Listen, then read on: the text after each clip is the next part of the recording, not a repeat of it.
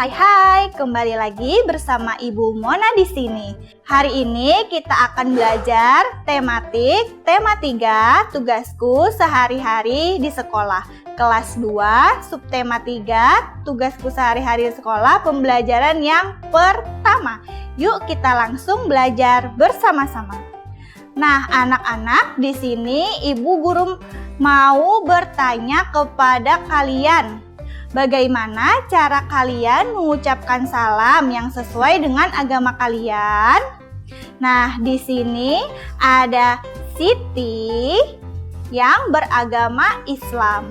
Kalau orang Islam mengucapkan salamnya bagaimana? Mengucapkan salam dengan kata Assalamualaikum warahmatullahi wabarakatuh. Kemudian ada Beni. Beni beragama Kristen. Bagaimana cara mengucapkan salamnya? Iya, cara mengucapkan salamnya dengan menyebut semoga Tuhan memberkati atau shalom. Kemudian ini juga berlaku untuk agama Katolik ya anak-anak ya. Ya. Kemudian ada Edo. Edo beragama Hindu. Nah, cara mengucapkan salamnya yaitu Om Swastiastu. Iya, itu ya anak-anak ya. Nah, sekarang ada Udin. Udin beragama Buddha. Cara mengucapkan salamnya bagaimana ya? Nah, ini umat yang beragama Buddha mengucapkan Sotihotu atau Namaste. Pengetahuan Ibu itu ya. Kalau Ibu salah, mohon koreksi ya. Oke, nanti kalian bisa cari tahu sendiri ya. Dan yang terakhir, salam agama Konghucu adalah salam kebajikan. Oke, lanjut. Nah, setiap siswa memiliki agama yang berbeda. Mereka memiliki tata cara yang berbeda dalam menjalankan ibadahnya. Walaupun berbeda, mereka saling menghormati. Setiap siswa bebas menjalankan agamanya. Antar umat beragama dilarang memaksakan kehendak. Tugas siswa menjaga kerukunan antar umat beragama. Jadi, jangan jadikan perbedaan itu sebagai perpecahan. Ya anak-anak ya, ajang pertengkaran, tetapi kita harus saling menghargai dan toleransi. Oke, sekarang kita akan menjawab pertanyaan berdasarkan teks. Menjawab pertanyaan teks itu mudah anak-anak. Caranya dengan kita menyimak pertanyaan itu baik-baik dan mendengarkan Ibu Guru membacakan teks yang ada ya.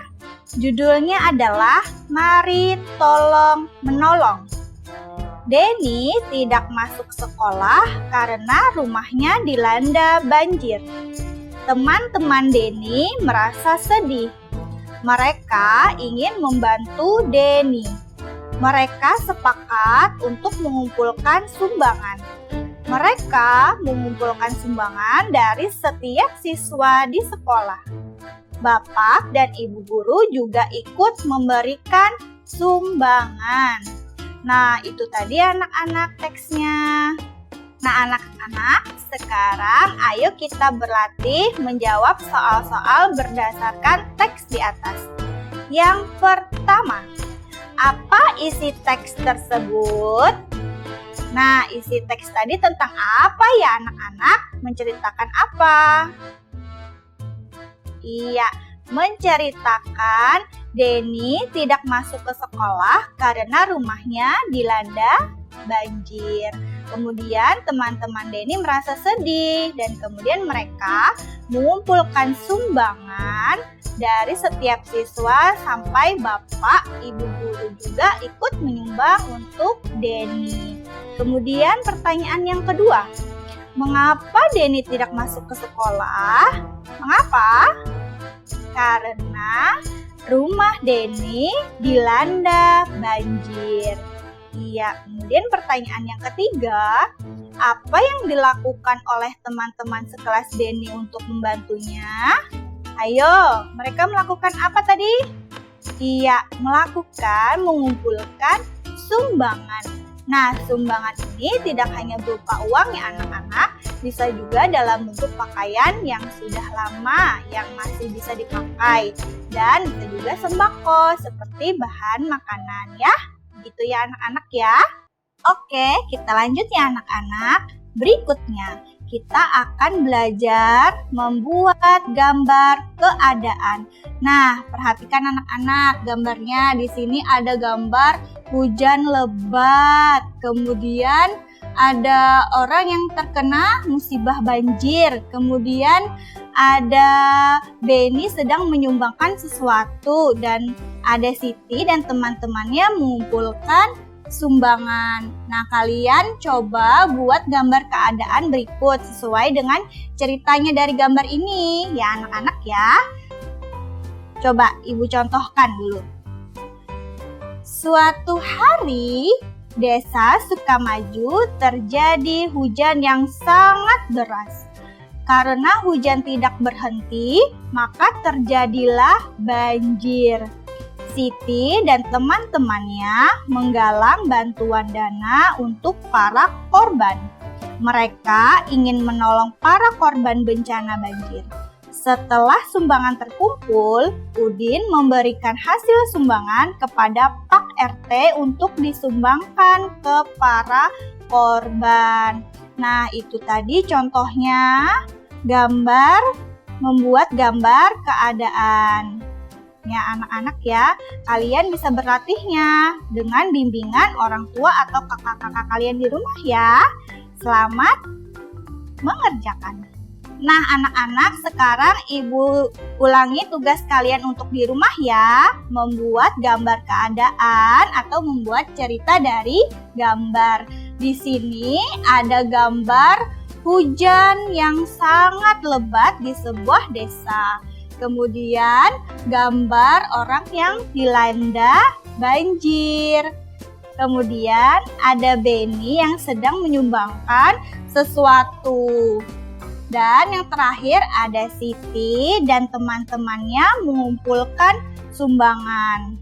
Nah, Ibu ulangi lagi contohnya ya. Di sini ada contoh.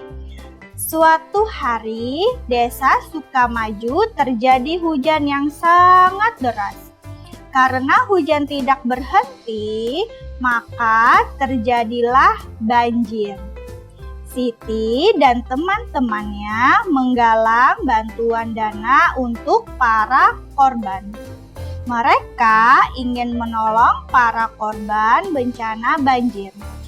Setelah sumbangan terkumpul, Udin memberikan hasil sumbangan kepada Pak RT untuk disumbangkan ke para korban.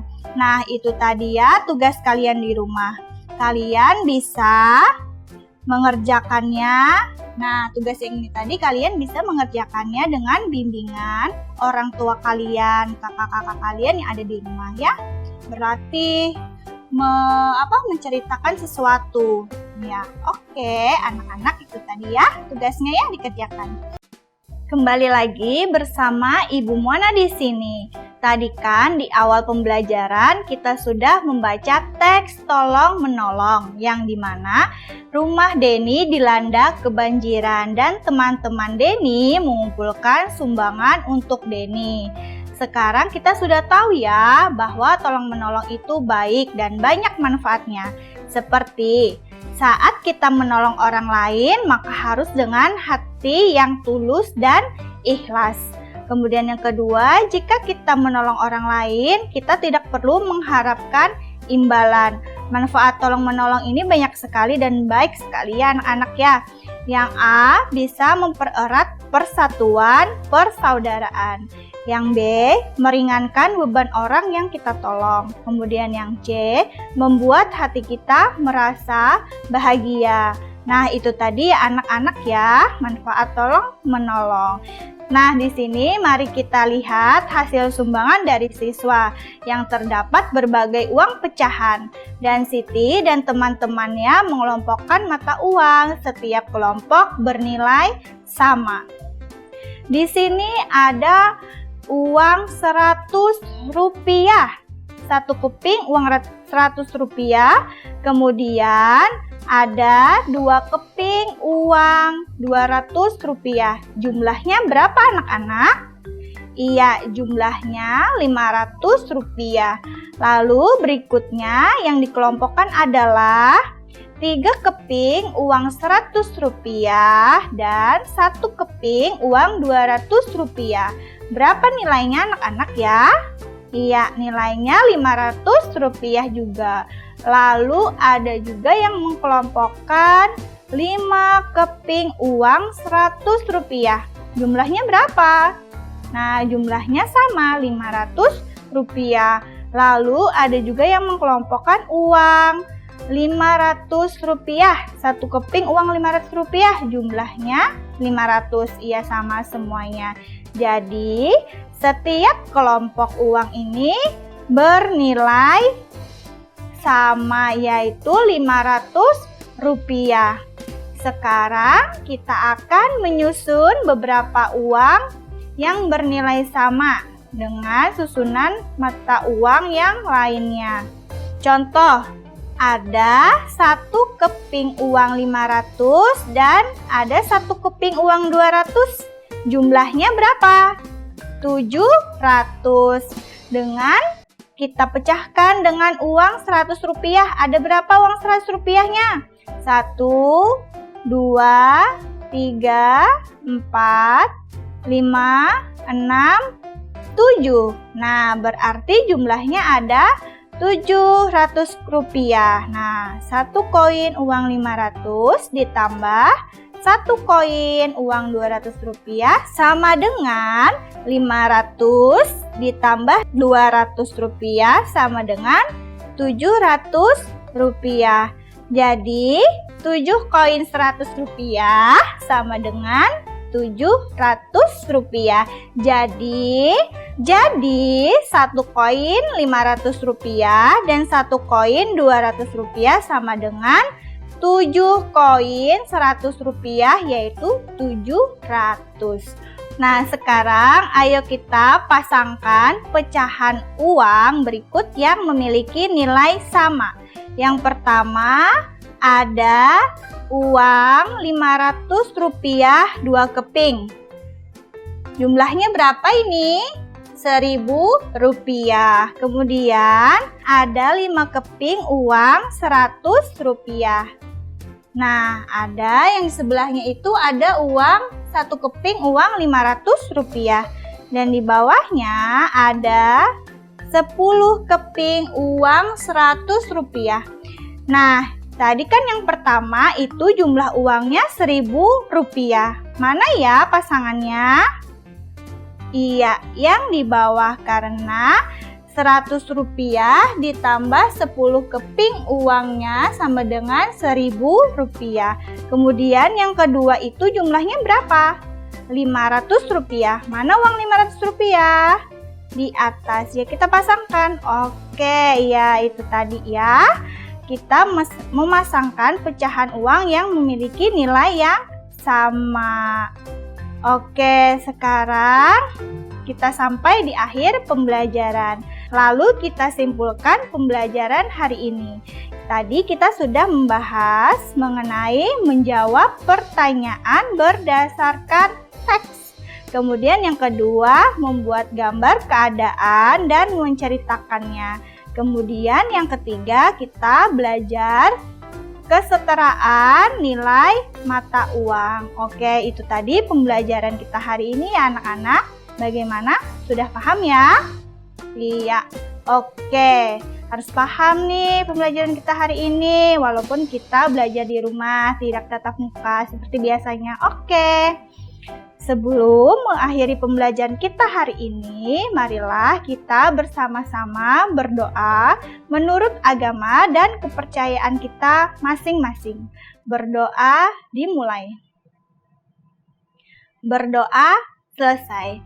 Oke anak-anak, maaf kalau ibu ada salah kata-kata dalam penyampaian pembelajaran kita hari ini.